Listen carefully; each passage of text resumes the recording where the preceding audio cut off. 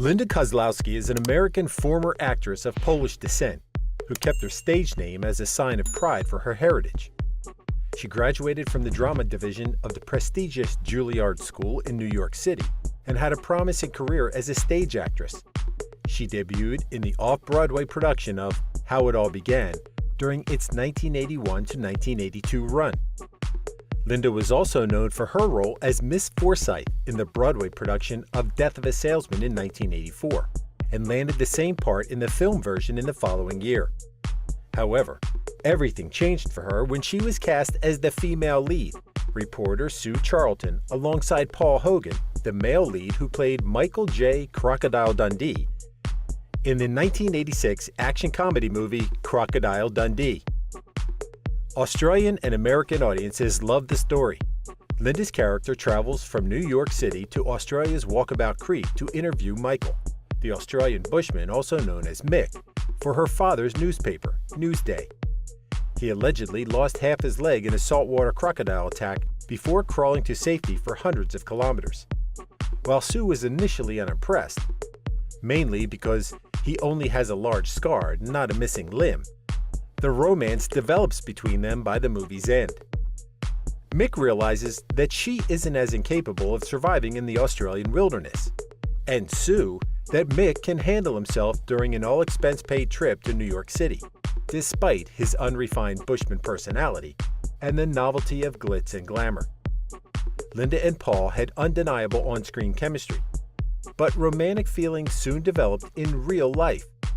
They fell in love on set, had a son, Chance, in 1988, married in 1990, and tried to replicate the first movie's success with two sequels. The first, Crocodile Dundee 2, premiered 2 years afterwards, and the second, Crocodile Dundee in Los Angeles, arrived in cinemas in 2001.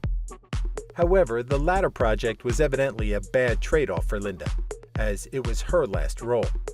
She said that the ticking biological clock, uninteresting roles, and marital life were the main reasons for leaving show business.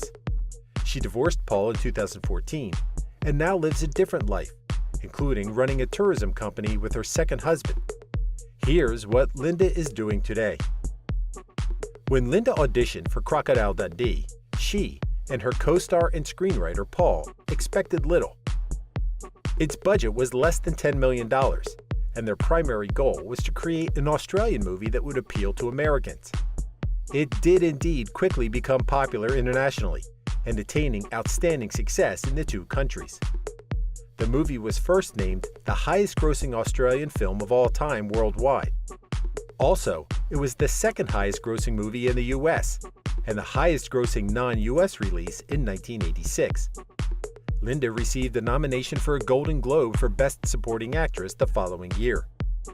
Before the third Crocodile Dundee movie premiered, Linda tried her best to find her footing and appeared in a few movies and one TV miniseries, Favorite Son, in 1988. The same year the first sequel aired.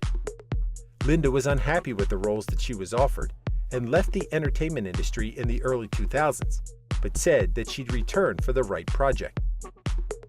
If that hasn't happened so far, judging by recent developments in her life, it never will. She remarried in 2017 and now runs a tourism-related company in Marrakesh, the fourth largest Moroccan city, with her new husband. Linda was born on 7 January 1958, so she was 28 when she co-starred with Paul in the first iteration of the movie. She matriculated from Fairfield, Connecticut's Andrew Ward High School in 1976 and graduated from Juilliard 5 years later. Linda was surprised and unprepared when she became a film star instead of a stage actress. Her private life changed quickly. During filming, she learned to live near a billabong, a lake separated from a river, home to crocodiles, and battled or avoided many bugs and snakes native to Australia. Then, she fell in love with Paul at some point between the releases of their two films and had a son, Chance, in 1988, before tying the knot on 5 May 1990. Paul was equally taken aback, as he had been married to his ex-wife Noeline for about 30 years and had one publicly known son, Brett Hogan, actor and writer born in 1960.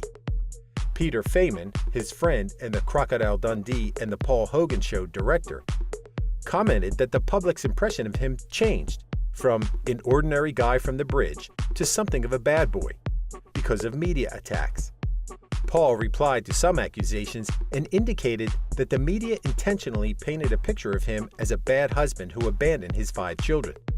In reality, 4 were adults, the youngest was 14, and he was devoted to them all.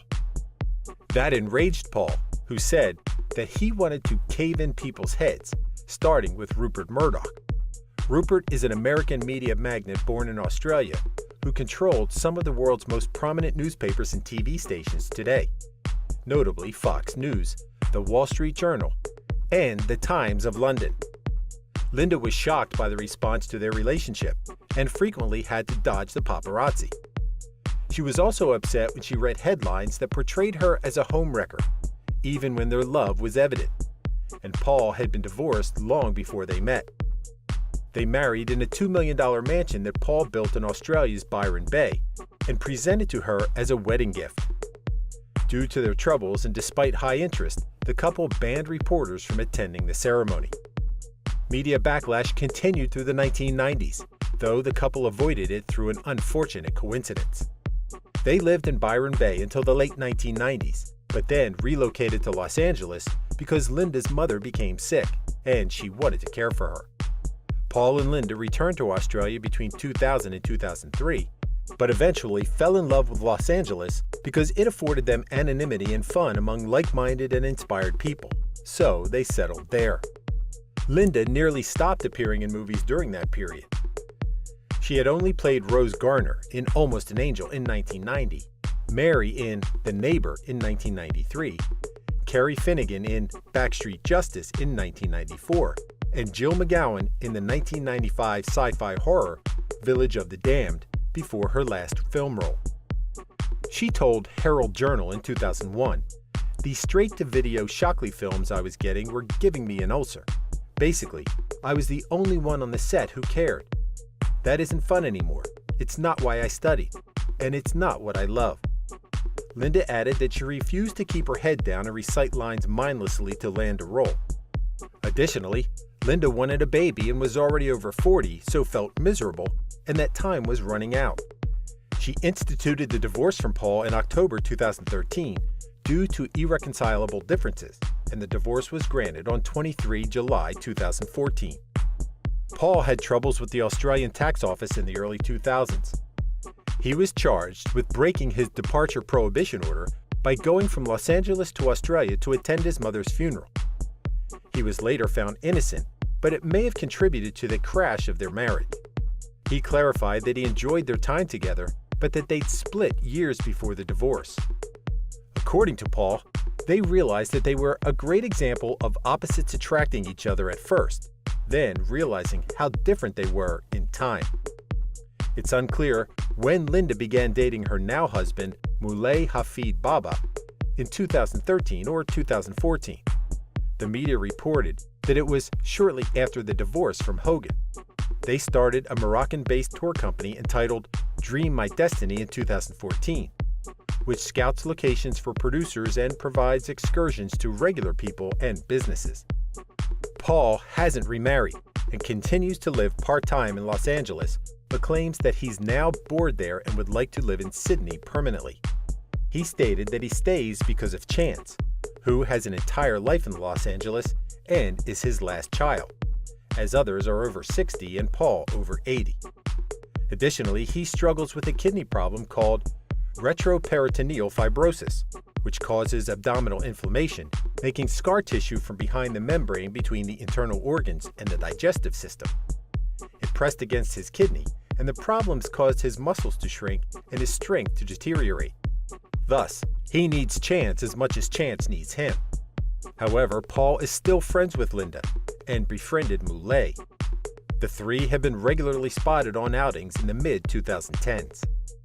Media again wanted to spin the story and cited an anonymous source who reported to news.com.au. Hogan wants Linda to be happy, but probably wishes she was with him. A part of him will always love Linda, and maybe thought they'd still end up together. Paul's manager responded that Paul is genuinely delighted, wishes her all happiness in her new relationship, and that everything else is pure fabrication. Linda also butted in and revealed to Women's Day magazine in 2019 that she wants Paul around for a long while and was badgering him to get health checkups and stop smoking. Linda was open to returning to show business if a project caught her attention, but a decade and a half of not being an actress changed her mind. She initially split her time between Marrakesh and Los Angeles. However, that changed in May 2018, according to a New Idea report, which revealed that Linda sold her Los Angeles home, worth $1.59 million at the time of her purchase, cut ties with the U.S., and moved to Morocco. She told Honest Mum back in January 2015 that she started a new existence midlife and wants to work hard with her tour company and enjoy the time with wonderful people who hire her for tours. Linda also said that she wants to keep traveling, create a Moroccan-inspired clothing line, and settle on an olive farm and a donkey sanctuary on the outskirts of Marrakesh by 2020. She made good on her promise and is even living her 2015 version of happiness, being with the people you love and watching the sunset over the Sahara. She told Luxbeat magazine that Moulay, a Morocco native, knows the country like the back of his hand. Moreover, she always disliked staying in Los Angeles while waiting for an acting gig. In contrast, according to her, Marrakesh is full of adventure and sensory experiences, vivid colors, thrilling architecture, relaxing music, and delicious food. When asked about a return to acting, Linda said that she rejoices in her newfound freedom and doesn't miss the entertainment industry because she's discovered that reality is better than make-believe. Linda has no financial reason to return, as her Los Angeles neighbor pointed out to Daily Mail in 2017. He said that she used the $5.775 million divorce settlement to buy 3 beachfront properties in the Silicon Beach, Los Angeles community. He explained that the property prices skyrocketed and that Linda made a fortune, whether she rented out or sold them. Linda maintains a minor social media presence, posting every few months to her Instagram account @LindaKozlowski_official. She revealed that she's still with her husband and enjoys nighttime, shopping in Morocco, and walking in the rain. Linda traveled to Rome, Italy in June 2022 and previously visited France, Brazil, Botswana, and Kenya, suggesting that she still plans to travel the globe. Her Instagram profile also shows that she celebrates holidays such as Mardi Gras and Easter, has a retriever named Thaddeus, and enjoys reminiscing by posting memories from her acting days, while commenting on how she felt or what she remembered. For instance, Linda wrote that her 1993 movie, The Neighbor, was dreadful, but she loved working with Oscar winner Rod Steiger. In contrast, she met Princess Diana and Prince Charles during the royal premiere of Crocodile Dundee 2, and remembers that Diana had her feet up on the chair in front. At the same time, Charles whispered witty remarks during the movie, as if they were best friends. Thank you for spending some time with us. Make sure to like and subscribe so you never miss another video. We also handpicked these videos which we recommend you watch next. You can talk to us on all social medias or ask a question in the comments below. Thank you for being with us, and we'll see you back tomorrow.